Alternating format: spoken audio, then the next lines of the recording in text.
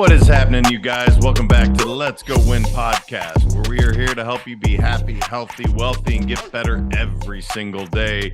Today, we're going to be talking a lot about leadership. We're going to be talking about culture. We are absolutely talking about scaling businesses. We have an amazing expert that is coming from us across the pond, and she is awesome. She's been doing this, and she's going to be sharing so much wisdom today. Katy Trost is a coach and advisor who specializes in helping CEOs and founders of fast-growing companies in the tech industry, particularly those at Series B and beyond, becoming more effective leaders and manage the challenges of scaling their businesses. She works with notable clients and serves as a coach and judge for various tech and entrepreneurial programs, while also participating on advisory boards for startups.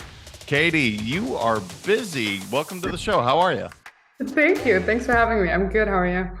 I'm good. I guess I'll start with, how did you find your way into the tech space, CEOs, leadership? What was your journey to really finding what you're so passionate and great at? Thank you.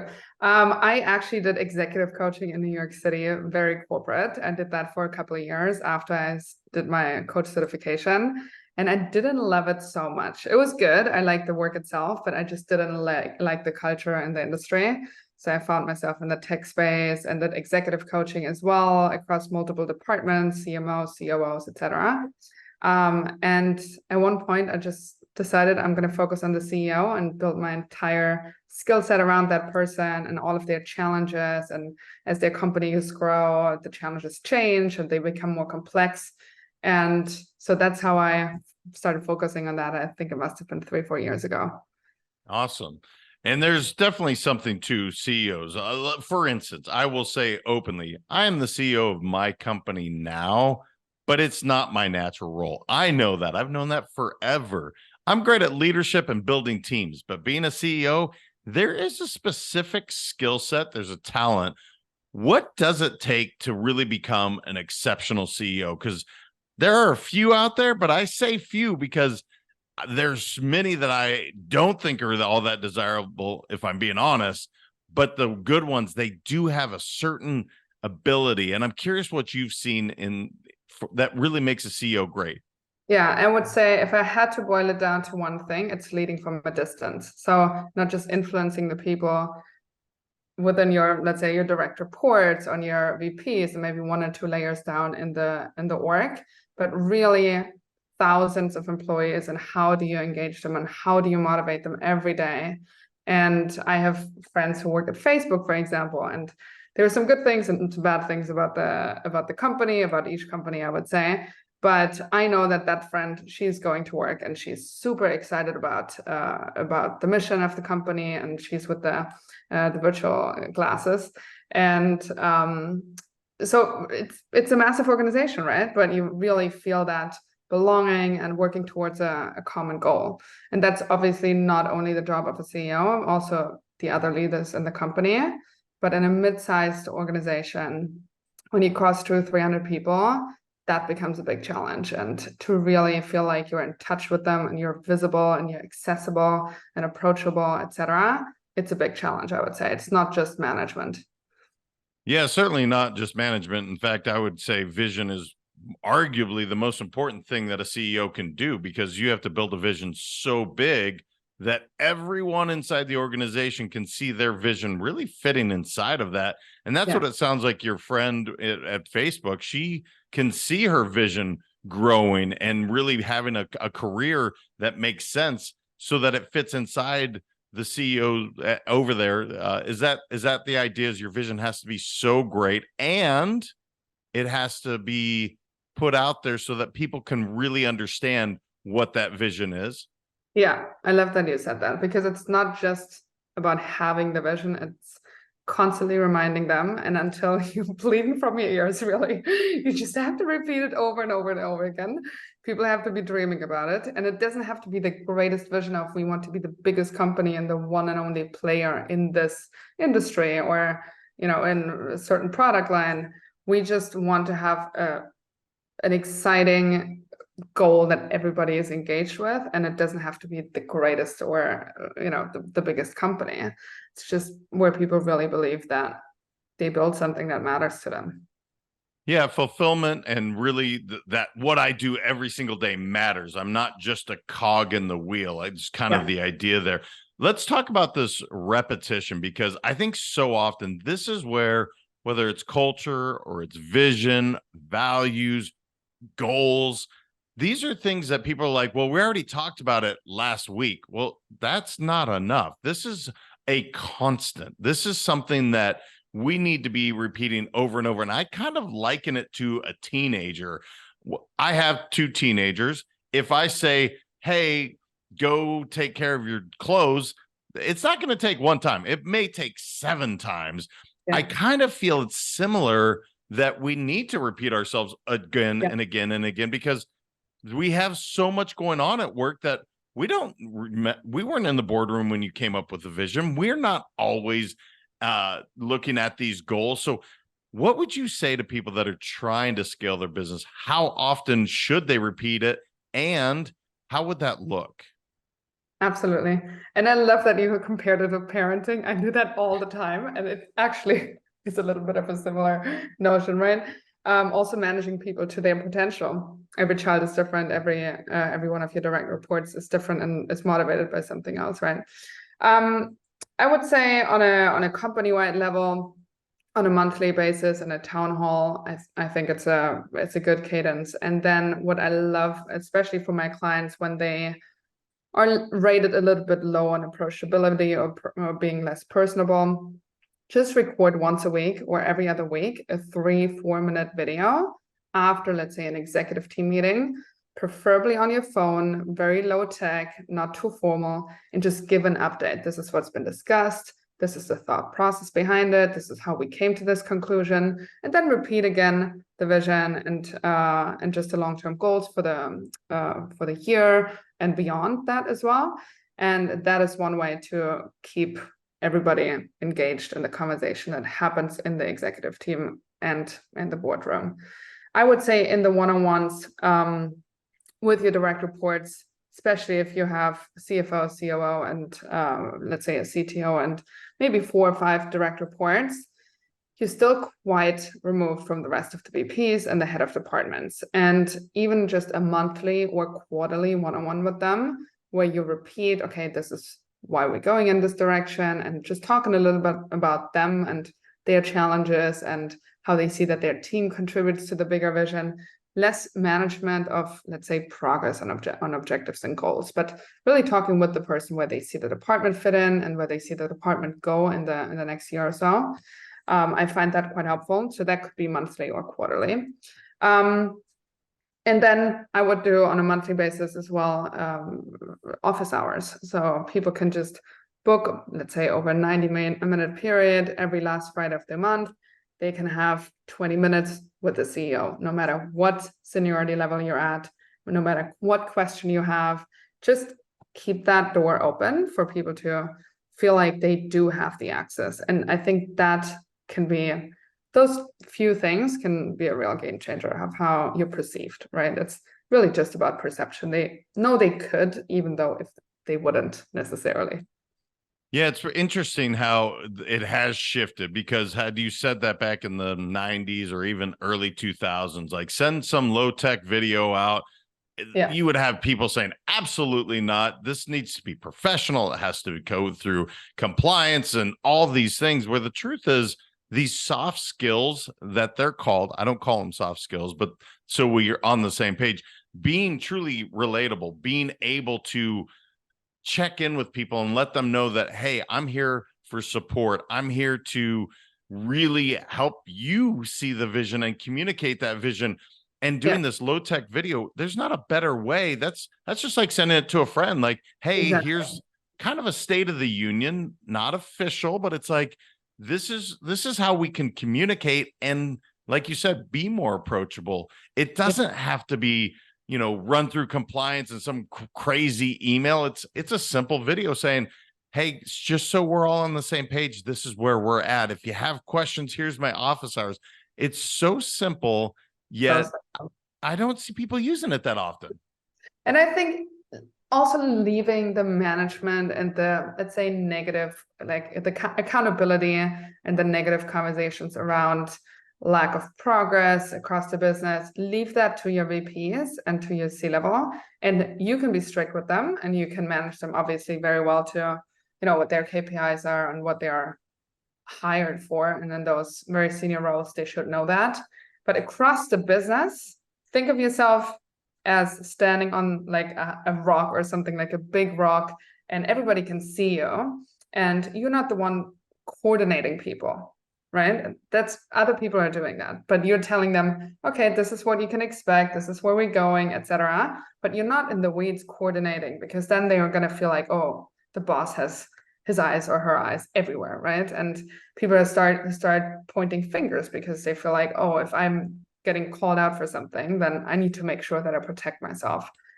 Then you get that blame culture. So leave all of that coordination, accountability beyond the VP level, leave that to them, and just focus on the C-level, keeping them obviously on track, and then cheerlead the rest of the business. That's how I would approach it. No, I like it a lot. I want to two words that keep coming up and they cross-pollinate often. I think it's worth repeating. So management, and then we have leadership. And while as a CEO, you will do some of both of those things, what is the distinguishing factor between management and leadership? Do you have true definitions, Katy, when you're coaching these people so they really understand, like, hey, this is where we need to really focus on leadership, and that's this. This is where you need to manage, and that's what this looks like. Well, managing just helps us get to a goal, no matter how, and just making sure people achieve whatever they set out to do. Project planning, managing timelines, managing deliverables, all of that is management. And it doesn't have to be a senior person to do that. It can be just somebody who's really good at coordinating. In some instances, you would have, instead of department heads, you would have different squad teams, and within each of these squads, you have someone from marketing, someone from product, someone from engineering, etc., or different business units. And the person managing that and coordinating can just be a cross-functional coordinator or project planner, right? So it doesn't necessarily mean that you're leading from the front, that you're inspiring people to go somewhere. It's just getting things done and organized. So that's how I would describe management. Leadership, on the other hand, is you're going somewhere and people voluntarily follow you to go there. And especially having a startup now, in the instances of most of my clients, they've already had successes in raising funds. They've usually raised, let's say, 50 to 150 million. So there is some kind of proof of concept. It's not super early stage, but a very early stage founder has nothing. First off, they can pay less. Usually they can pay much less than a Facebook or a Google. And second off, you don't have the brand that really shows on the CV of somebody, where they don't even know if it's going to be around in the next 2, 3, 4, 5 years, right? So having that vision and being excited about it, and then making people understand that whatever they're going to contribute, their strengths are going to be leveraged, and they're going to be coached towards a better version of themselves as a product manager or marketing manager or whatever it is, right? And they know that, oh, in this role, I can accelerate. I can actually really propel myself forward. And I have somebody who I want to follow in whatever direction they're going to go. And I have full trust that they're going to lead all of us in the right direction, that they're going to protect us from, let's say, economic downturn, bad investors, competitors, and they have our best interest in mind.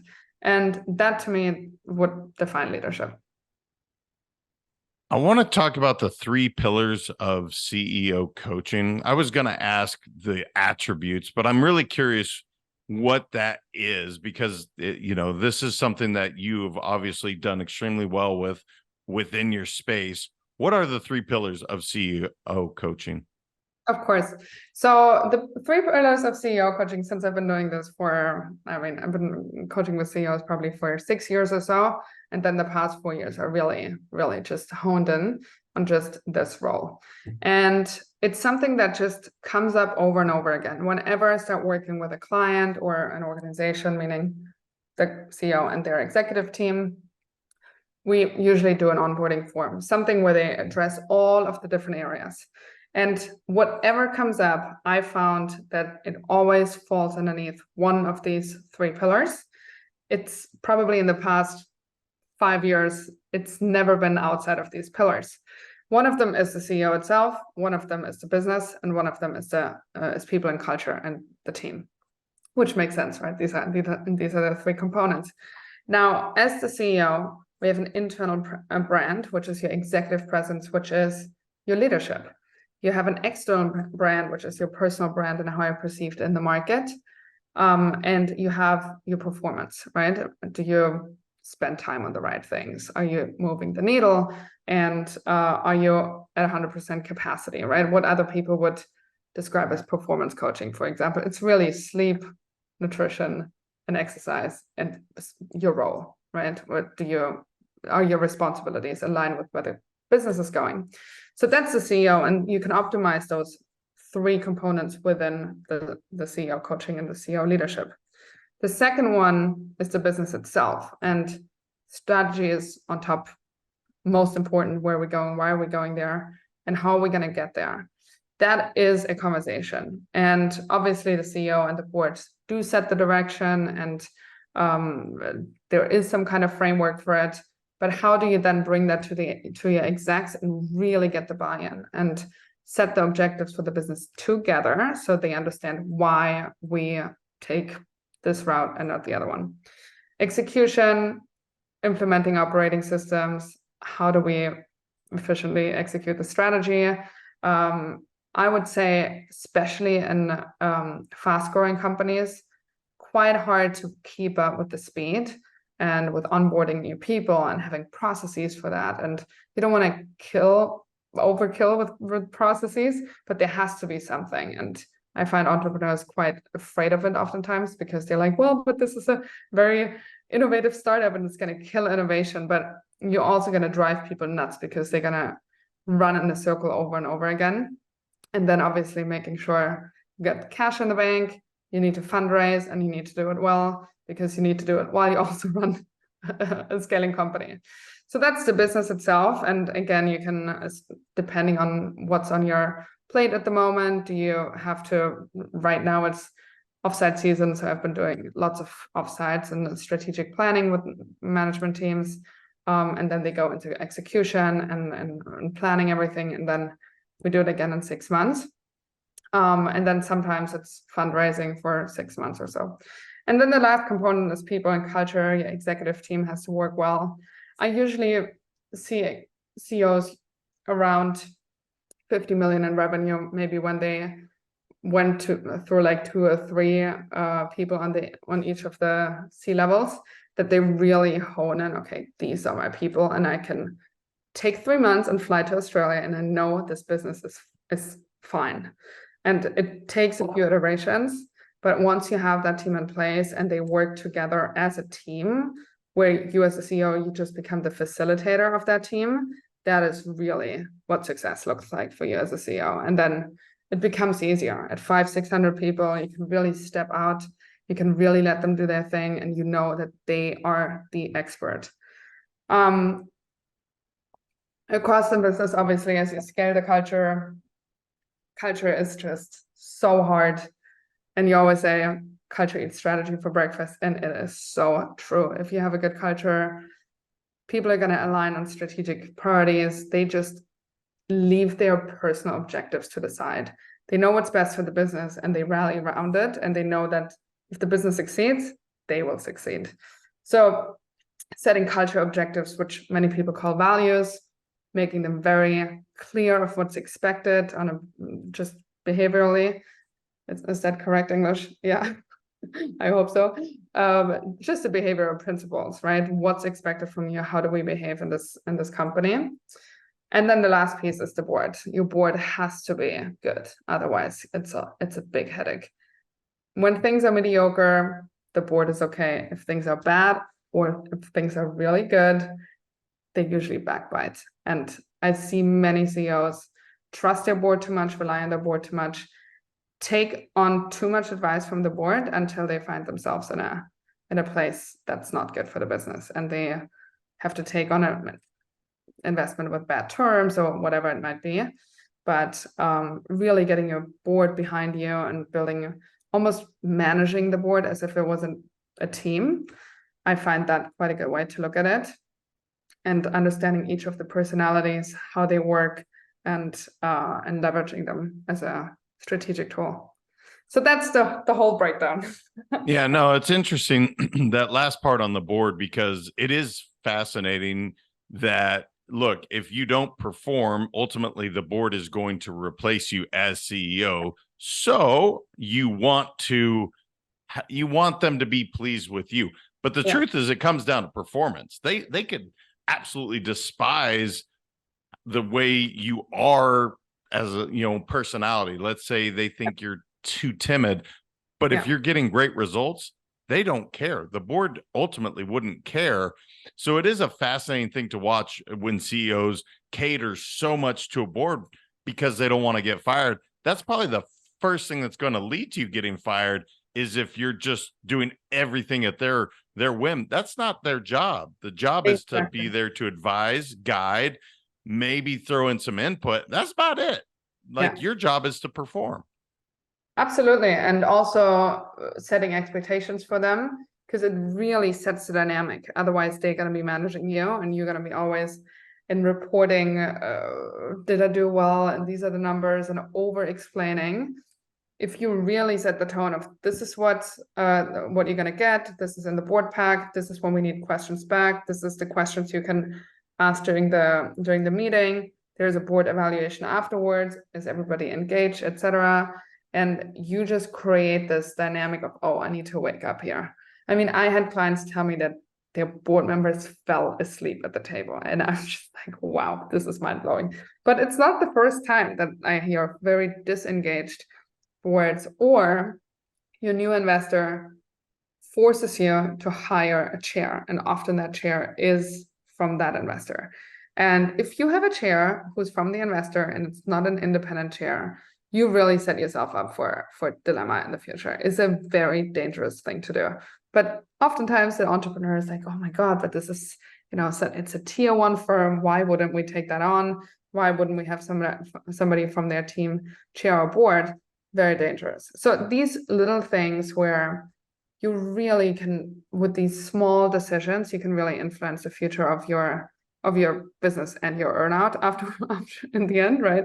But many people just don't know it. And in going from startup to scale up to then corporate CEO, that whole transition, how you have to change, how your leadership style has to change, how your dynamics with the C-level change, with the board change, and with the whole business. I think it's not something many CEOs are ready for or prepared for. They just let it happen until there is no other option anymore. And then it's oftentimes too late, because the CEO, the business already needed something else from the leader. Yeah, no, one of the things you've touched on is some of the fears that come out both from entrepreneurs, C-level executives, CEOs. And one of the ones that you talked about is systems. Like, oh, I don't want to kill our entrepreneurial spirit by doing systems. Well, you're not going to scale if you don't have a system. Yeah. The other thing that you mentioned is, and I love this, and I hope every entrepreneur heard what Katy had said, is when the CEO is like, I'm going to Australia for 3 months. That's a great test, by the way. That will tell you how you're doing as a leader, how your leadership team is doing. Yeah. Are they truly ready to run? Because if your business goes down when you leave, that means you're a shitty leader. So we're clear. That doesn't mean that you're a great leader. Like, oh, when I'm here, the business is doing so well. That's not good, by the way. If you can't leave and your company doesn't continue to run status quo or even grow, you're doing a horrible job as a leader.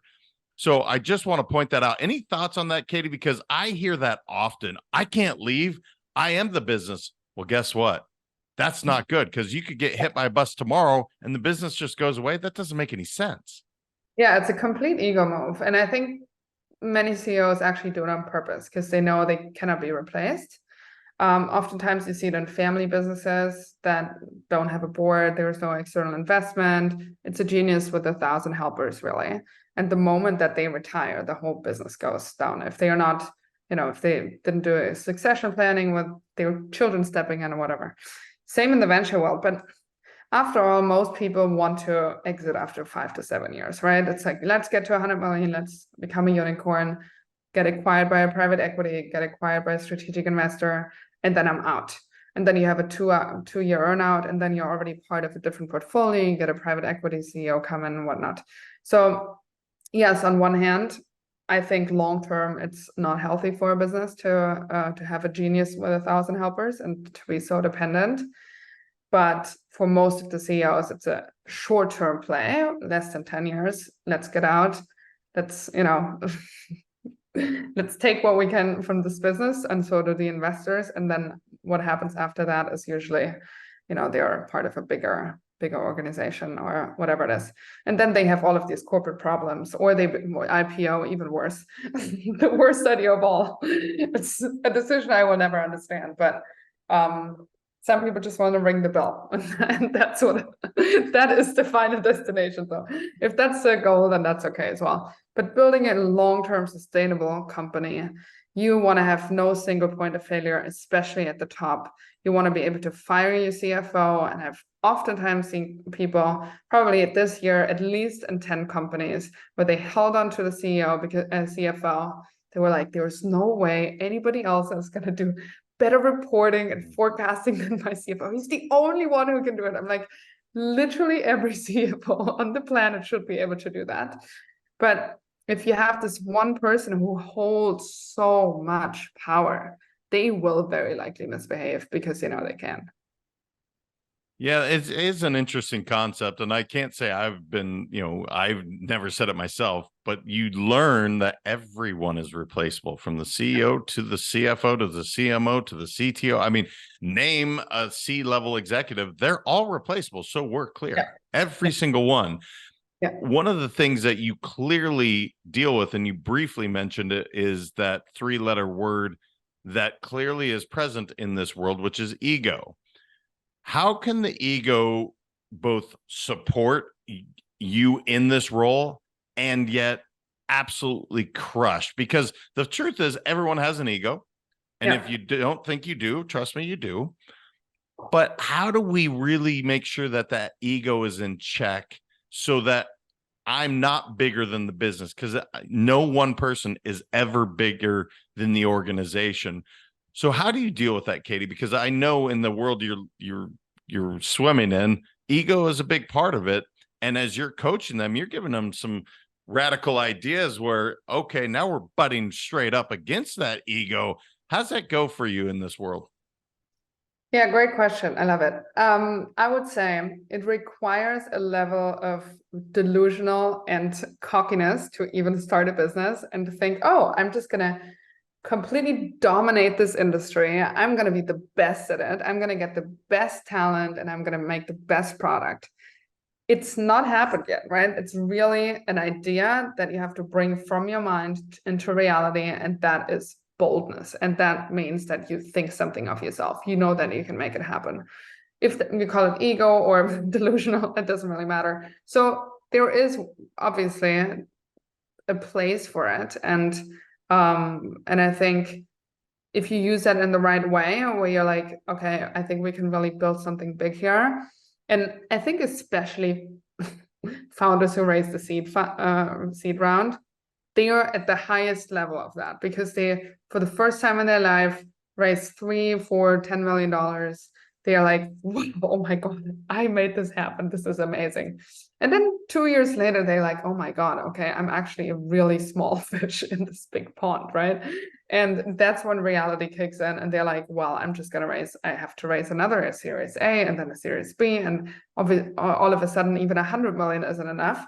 And this early stage of being delusional, having this high ego, and we are great at this. I think it's very, very beneficial. I would say where it's not beneficial, obviously, in many places, but especially when you're going back to this mid-stage mid-sized company, where you set the vision and you explain the strategy, how we're going to get there, but then the execution, you cannot go in there and basically be my way or the highway, right? You have to be okay with people doing it differently. And even if you would have done it the best way possible, there is no way that you can do everybody's job in the business. And oftentimes you will be disappointed. Oftentimes you will feel like, oh, they just don't live up to the standard. If I would have done this very different. But after all, you're the CEO or founder. This is, for the most part, your life.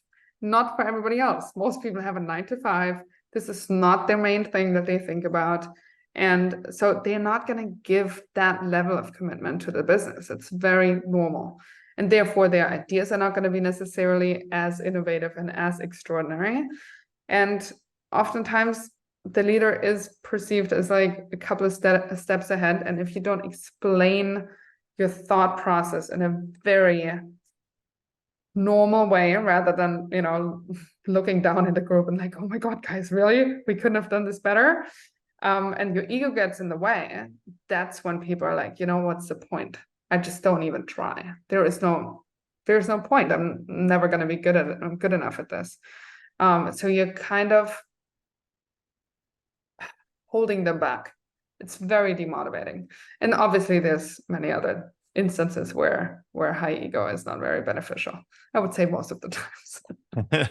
Well, the other thing that you mentioned, though, that can offset, and I have a saying, which is culture drives them out. And you said culture eats strategy for breakfast.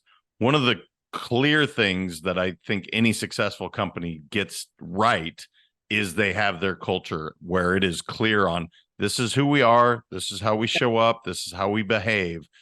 And this whole idea of, if you set a proper culture, I think most of the time this ego, probably you would get driven out if you showed up that way, because you're not going to fit in that arena. Talk to me about culture and what companies can do to really get it clear across the board so that it clearly does lead their company to where you're trying to get to. It does eat that strategy for breakfast. It's that important. Yeah.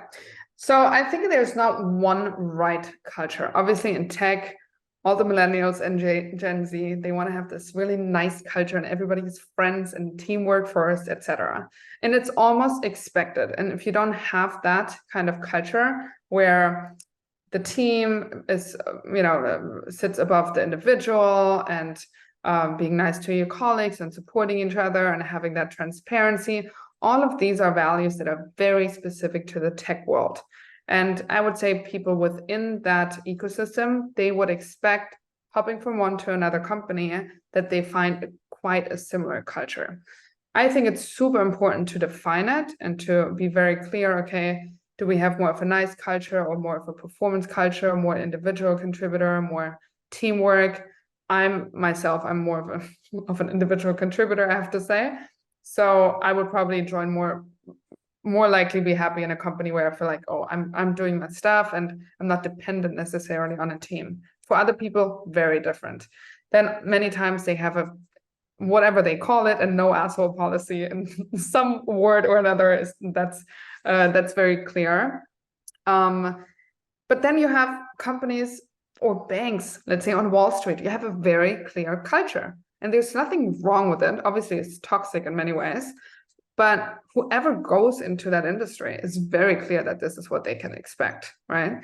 So I think it's just really helpful to select out, okay, does this person feel like they belong here? And is this the kind of culture they need just personally or not? And if that's not clear, then you will get people in there who operate as if they were in Wall Street, but they are surrounded by people with a tech culture mindset, right? And the other way around, right? Somebody who works in a really nice startup culture and all of a sudden goes to Wall Street, they're like completely in the wrong, pool. Like they don't belong there, and it's very, very apparent. Same in the fashion industry. I know nothing about it, or manufacturing, right? It's just very different cultures. Just be very clear about it. What belongs here, what doesn't belong here. Be very clear about the behaviors that are expected, so you can be as detailed as, when we have new employees, all of the senior leadership team, they make time for that person to explain things or whatever, right? Or all senior leaders avoid interrupting anyone because it sets a certain tone, right? So those kind of small things where you just set out the expectations of do this, not that, makes it very, very easy for people to then also live that. Otherwise, they just see integrity, transparency, purpose. Like, what does that mean? It has no practical meaning at all. Yeah, and I have to imagine, because you said you worked in New York City and now I know you're back over in Germany. It's like culturally that's also different. So being clear when you're bringing different cultures together. So just because a company may be in Germany, it doesn't mean they don't have people working in Singapore and Silicon Valley and Austin, Texas. You know what I mean? So you have to get clear on, look, just because we're located in this country doesn't mean we're going to follow the patterns of, let's say, a German culture. Let's say it's more, we're very clear on this is our company.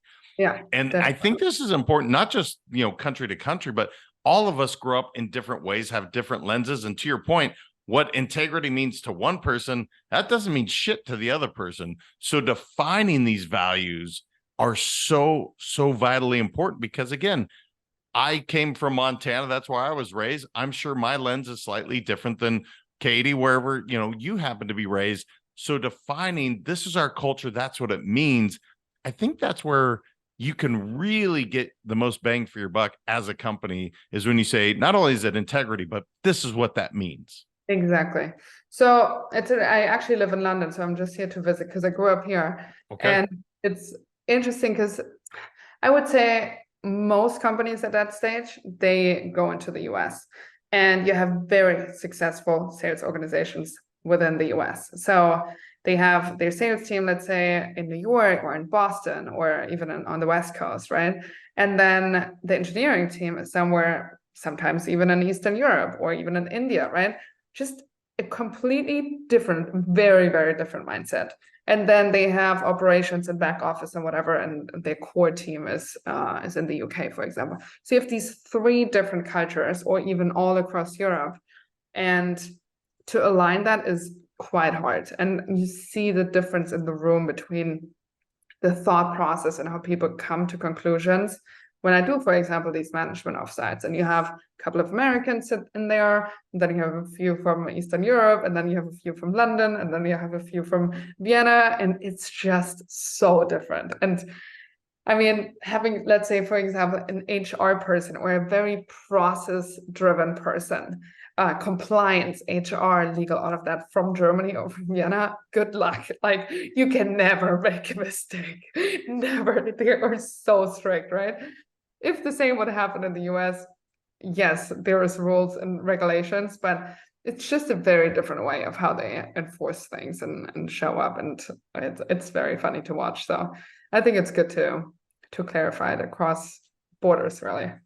Yeah, no, it is interesting. And like you said, within a company, you're going to have people spanning the globe. We have become a global economy, and hence these companies are doing it all over the place. Yeah. Katy, I'm just curious. I'm sure there was a question I didn't know enough to ask you that you want to make sure that we leave the audience with, something that just, open forum, anything you want to share that I missed the boat and I didn't ask you the question. I would say maybe the question would be, does it get better? And I would say yes. I touched on it earlier. I think, at a certain revenue number and maybe 500 employees, 100 million in revenue, I feel like CEOs can kind of step off of that treadmill and that sprint, and just, be a little bit more relaxed around their company. So yeah, sometimes they're like, oh my God, how long do I have to do this? And I don't have a life, and what's happening next? And I think there is an end goal to it. Just make sure to build a really great company, not just a great product, and focus on the customer. Internally, the business, it's, if you do it right in the beginning, then it's just going to carry on for a long time. And if you do it wrong in the beginning, it's very hard to turn it around afterwards. Yeah, I think it's great advice, because you can create so much in such a short period of time if you really put your head down, you're really clear on your strategy, on your culture, and it's amazing what can be created in, a 3 to 5 year window, that for a lifetime. Those unicorns, as you talked about, they sell their company for 100 million, and they be in that 3 to 5 year window, they created something that they can live off the rest of their life. So does it get better? Yeah, absolutely. Katy, how can people reach out to you? They want to know more about what you're doing. They're a CEO and they're like, I need Katy. I need to get better at what I'm doing. Where can they find you? You can find me on my website, katytrost.com/podcast. And there you have 3 options. One of them is read the 3 pillars of CEO coaching. The second one is I run a network for CEOs of Series B, C, D companies in London, and we're also going into the US next year, where I host monthly dinners. And then you can find my email address if you would like to find out more and schedule a call. Awesome. Well, thank you so much for coming. I mean, you're working, leading leaders, and you clearly gave us so much today as well on some of the amazing takeaways that you've had through your experience. So much for how to build a business, what's so important, how to check our ego. I mean, there's so many good nuggets in there. Thank you for sharing it all. Thank you for having me. Thanks. You guys, if you're a CEO, you're an entrepreneur, you heard it. If you want to grow, you want to become that unicorn, or maybe you just want to have work-life balance, work-life harmony, these are the things that we have to work on so that you can have a business of scale, so you can have a truly happy work environment. So I'm so grateful she came on. There's so many things that we talked about that I've touched on in the past, and you can absolutely apply whether you're a huge company or a small one. These are tools that apply all around. So until next time, remember, your mindset matters. I appreciate y'all. We'll talk to you soon.